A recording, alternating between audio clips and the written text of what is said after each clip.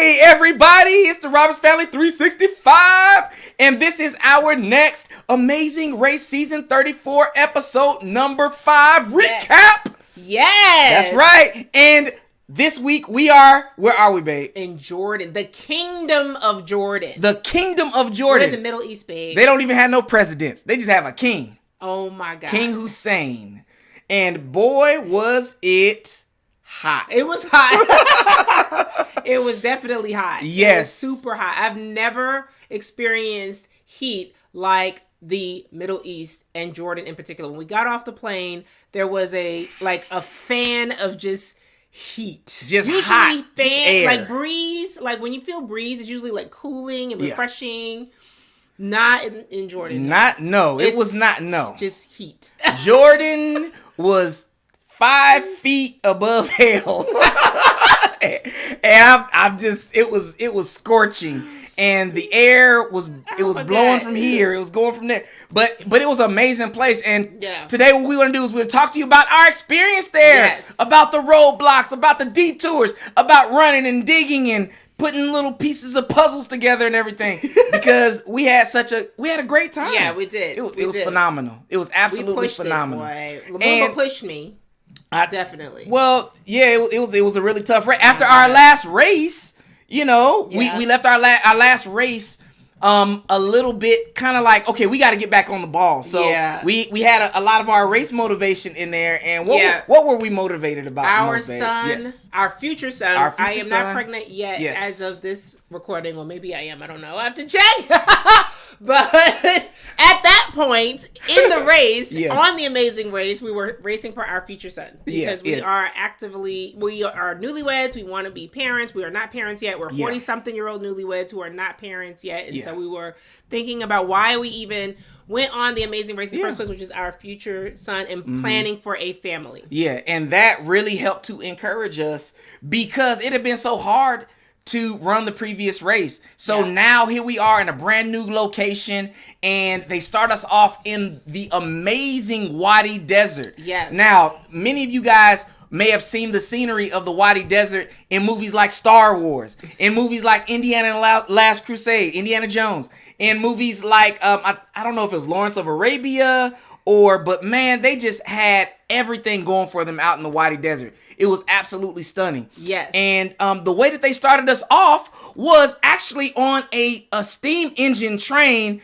from I think they said the Ottoman Empire. Oh my goodness. Yeah. I literally cried when we saw the horses and like the intro of the men and their swords and everything. I'm like, oh my God, we're in the middle of a movie. Yeah. It felt like that. It felt like it was so theatrical. Definitely. Right? I was like, I cannot believe we're here. I cannot believe I am in the Middle East. I'm in Jordan. And they are doing all this for us. Yeah, it was beautiful. Yeah. They had their crescent swords, and it was camels, dromedaries, horses. Ooh. Everybody was running. He got some education. I'm just saying. I learned something in grade school. So, but it was amazing. We were on the train, and they started galloping towards us, and everybody was like, "What's this?" Because we didn't have any idea as to what was happening. No, we did not. No. Nope. We knew we were going to be running in the heat, though. Yeah, we knew that. And the night before, probably a couple of days before, we had been just constantly drinking water, constantly hydrating. We didn't know what we were going to be doing, but we knew we were going to be out in the heat, and this is a race, so we're going to be running. And they gave us gallons of water to drink. And then also some things, electrolytes to build us up, just so that we would be able to. I think that the heat was in the hundreds. I'm pretty sure it was in the hundreds. At least. And it wasn't just coming from here. It was coming, like Glenda was saying, from the side and from the ground. It was just like a heat sandwich right there. So we are starting this race in the last group. Yes. Because of where we ended at the mega leg on the fourth leg. So this is the fifth leg. We're starting up in the last group. How are you feeling now going into this leg? Well, personally, I actually felt pretty good. I was optimistic. We had talked previously because, during the night times or when we're off, we're planning for what we can do and what what we should do better. So we went through all the things that we did and the things that would help us improve. And we came up with something we called Pat D. Yes. Pat D. What's Pat D? Well, Pat D means pay attention to detail. Oh my goodness! Now we actually came up with that before the mega leg. Yeah. You just don't know how you're going to react with when you're anxious. You don't. When you're under pressure. You just don't know. So we said, you know what? We're gonna push it and give it our all. Yeah. And that's how that's the mindset that we had when we started the race. Yeah, yeah. And try not to have as many mistakes as we did before. Absolutely. So the first group was Marcus and Michael. It was the twins Emily and Molly. Second group was Maddie and Quentin. It was Luis and Michelle, who we call the Croquetas. And it was Abby and Will. They done great in the previous leg. And then the third group was us. It was Derek and Claire, the Roberts. It was Aubrey and David, and it was Linton and Cherie. Yes. So that's how we started off. It was 2, 3, 4. 2, 3, 4. Yeah, yes. There you go. 2, 3, 4. Those were the groups. And we started off, we got into our vehicles and headed immediately to roadblock number 1. Yes. Which was what? Test your metal. Oh my goodness. And you were like, look, after that walk up to the sand. Oh my God. It was like quicksand. I was so tired. Yeah. And I was not the only one. We had to literally run up this like sand hill to get to the roadblock. Yeah. And oh my goodness, I just said, Lumumba, just go. Because I'm tired. If you have never run in sand, then give it a try, and then you'll know what we mean. Because we were going straight up in order to get to the actual roadblock. And when we finally got there, it was an alien crash site. Yeah. An alien crash site had been, reconstructed for us to be able to go through and to find the artifact that the aliens had left. Right? Apparently the aliens could speak English, and they wrote a message in something inside their crash site. It was actually really awesome. It was really beautiful. What did you think when we first got up there? I just want to hurry up and get out of there, honestly. I'm not gonna lie to you. Yeah. It's hot, there's bugs, and I just want to get up out of there. Yeah, but we had just gotten started, so I just want to hurry up and get up out of there. Yeah. There was no shade. There was no place to hide or duck and cover from the sun. Yeah, and I had a coughing fit too. Like I could not stop coughing. For some reason, my throat and my body just did not like the sand, so I could not talk without coughing. So that was part of the reason why I was just like, I got to get out of the sand. Yeah. And so I was actually the one who got the metal detector and who was looking around for the hidden object within the alien crash site. Yeah. And so while I was doing that, I think that people really didn't realize that we really had no clue where this thing was. Yeah. And then also, because we were last, we didn't see anybody get their clues. So we were like, okay, where do we start? We know it's somewhere in this vicinity. Yeah, so the team members who are not doing the roadblock, we actually saw what it looked like, but you can't give your partner any clues. All you can do is just encourage your partner. You can't tell them anything, can't give them any leads or anything. No tips. So no tips or anything. So the guys that are doing the metal doing the roadblock, the metal detecting, they don't look up to see what it actually is. So Derek actually gets his first, fastest. Like awesome. He might have been there maybe less 5 minutes. 5 minutes. Definitely maybe 6, 7 max. Yeah. He gets his really, really quickly, gets his first out of the fourth group. But I didn't see him. I see what it is, but they don't see what it is. Did not see what it was. So I had no clue what we were looking for. Yeah. And by this time, there were only 3 clues left out of 9. Yeah. So we had to search a broader area for fewer clues. So my strategy was, hey, let me go on the perimeter at first. So I was circling like Where did it end up being? Was it in the middle or I can't even remember where you It ended up being in the middle. And the only reason why I was able to find it was because after doing my donuts, I decided to start back at the beginning and create a grid and just start going back and forth in the grid. Yeah. And at the end of the grid was where the actual clue was. Yes. And it was a metal object. And it said Petra. But there was a conversation that you were having while you were over on the sidelines. What was going on over there?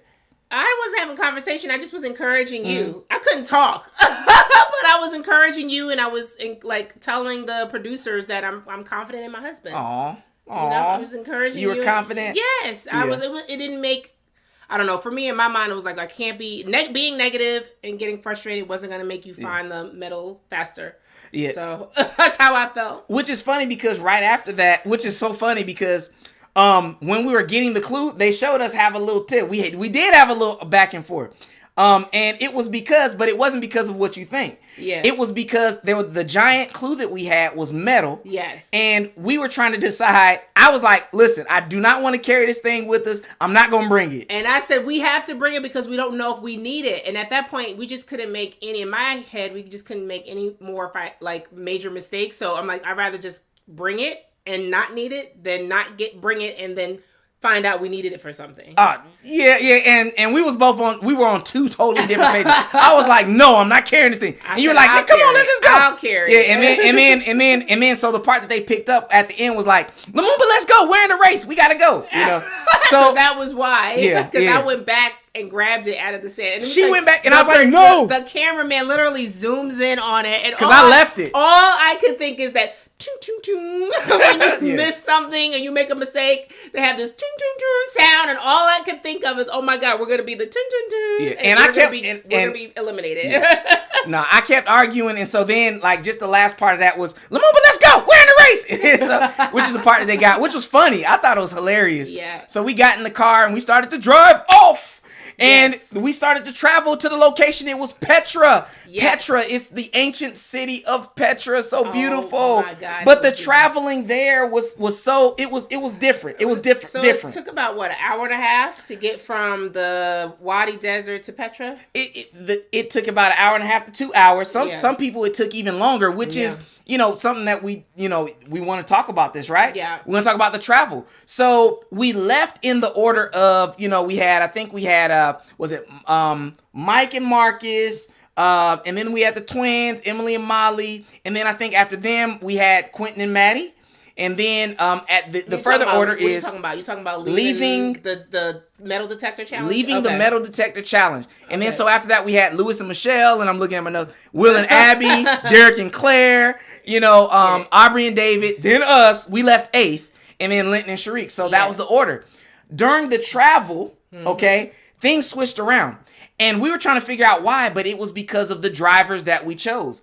All the drivers were provided and were Jordanian. We couldn't speak their language, and it was really all random. We get to pick which driver we want, and then we had to roll with them, and that was it. Yeah, we had no input on. We don't know where we're going. They don't give us a map. We're trusting them. Yeah, and we can't tell them to go faster. Nope. We can't, guide them or anything like that. Nope. So it really is just which driver did you pick? Yeah, and which driver knew exactly where they were going. It's so crazy to think about that, but yeah, it was. So during this whole time, as we're driving this whole hour and a half, cars get switched around. Some go ahead, some go behind. You see, some people even saw, or some teams even saw other cars speeding past them, and they were like, you can't say anything to the drivers, because it was all, the driver's personal preference, how they got there. And so the way that we ended up in the city of Petra, this is the order. So it ended up with Derek and Claire, Mike and Marcus, Lewis and Michelle, and Emily and Molly getting all there at the same time, according to what was shown on TV. Now, of course, we don't know because we weren't anywhere around. So we get there. Let's fast forward to us getting to the Petra. Okay, so it was Camel Caravan versus the Palace Puzzle. And we are Glenda is exhausted at this point. Oh my goodness. So exhausted. But we go towards initially we go towards the Camel Caravan. The camel, yeah. We were like, hey, we can feed some camels and be up out of here. I was so out of it. I didn't even understand the instructions. So that was a sign for me to probably not do that. Yeah. But you know what? And that was good. That hey, you have to be self-aware, right? Because this whole time we're burning up in the heat. And so we get to the Camel Caravan and we see that there's this huge cistern that you have to fill up with buckets of water, and you have to run up and down these different hills. We were like, we're done running up and down hills. Oh yeah, definitely. So it's like, no. So we decided. The puzzle. Yep. So we did the puzzle. My husband killed it. He is great at puzzles. When we got to the puzzle, who was there? Quentin and Maddie. Okay. And Aubrey and David. And we were so happy that we were there and saw two teams because we knew we had left the first Roadblock 8th. But we were surprised to see Quentin and Maddie because they left third. We didn't know they left third, but we knew that they were in the second group. Yeah. So they initially left third from the Roadblock, and to see them at the Detour, with I'm like, us. wow, with us, we were like, oh my goodness, like we had caught up with two teams, and we knew that Linton and Sharik were behind us, but we didn't know how close they were, so we were just pushing it. So Quentin and Maddie, they were there, and we were all surprised. Aubrey and David was there, but when I saw that it was a slide puzzle, you know, I just got elated. Yes. Because on one of the previous seasons of The Amazing Race, it was the group from TMZ that were doing the slide puzzle, and they had such a hard time with it. Yes, we remember that episode. We were able to, we practiced. Mm-hmm. We practiced, so I was like, oh, slide puzzles. I love slide puzzles anyway. You know, school teacher, you see slide puzzles all the time. Mm-hmm. So I was like, all right, we got this. Started sliding that thing. I was so happy because Glenda, no. Lumumba, yes. That was all Lumumba. I was so proud. Yeah, and I was proud of you too. You know, Glenda was so exhausted. It was like literally the heat was so bad that I was like, babe, I got this. I love slide puzzles. Just cheer me on and we can do it. And we did it. And we did great. Yes. Yeah. And so we ended up leaving after Quentin and Maddie. So we left before Aubrey and David too. Yeah, and before Linton and Sharik. So even though we got there, I believe we got there 8th. I think we left in the 7th position. But just like any competition, you know, we had to keep going. Yeah. So we were excited about Jordan. And we got through it. And then we have this next episode coming up. Oh my God. So, wow. Yeah. People are talking about the preview for next week. People are wondering, oh my goodness, there's a COVID situation. What's happening with this COVID situation? Yeah. You'll have to find out and see. You got to find out. Yep. You have to watch to find out. Yeah. So, that's it for our Robert's Family 365 Amazing Race Season 34 recap episode number 5. So, check us out again on RobertsFamily365.com.